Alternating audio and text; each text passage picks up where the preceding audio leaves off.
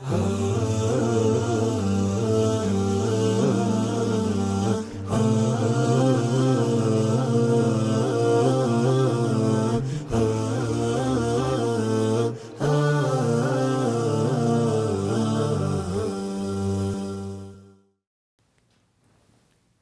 لله والصلاة والسلام على رسول الله اما بعد.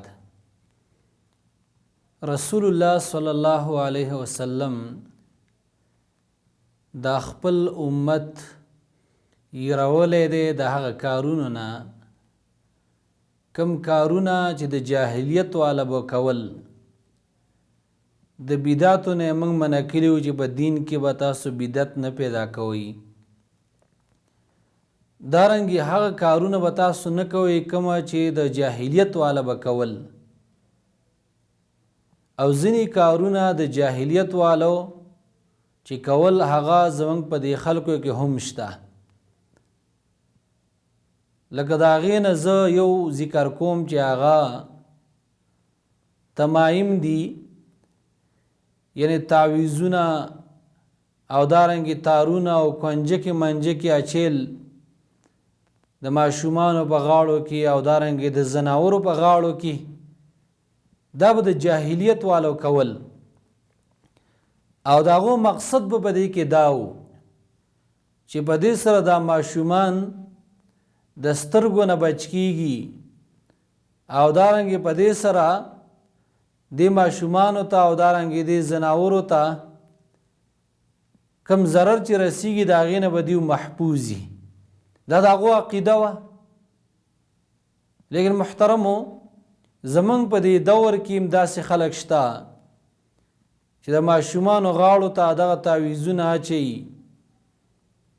او په هغه کې ځینې تعویذونه داسې چې په هغې کې شرکي الفاظ هم لیکلی شوي، د قارون او د فرعون نومونه هم پکې لیکلی شوي، دارنګې د غاړو د کنجکې منجکې اچوي، او دارنګې څه تارونه او مزي ورته اچوي، او مقصد یې پکې دا وي چې دا ماشوم دا د سترګو نه محفوظ پاتې شي، د چا نظر پې ونه لګي.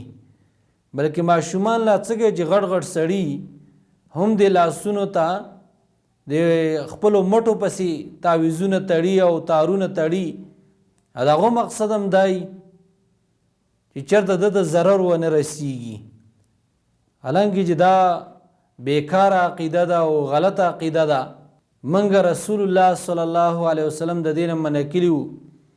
حدیث کې راځي چې دمونه هغه دمونه چې په هغې کې شرکي الفاظ دي، د قرآن او د حدیث نه ثابت نه وي، داسې دمونه او دارنګې دا تمائم دغه تارونو او کنجکو منجکو او دې شیزونو ته ویلی کېږي چې د غاړو ته اچیلی کېږي د ماشومانو یا د زناورو دې لپاره چې دا د سترګو نه او دارنګې د ضرر نه محفوظ شي، او دا تارونه مارونه دا شرک دی.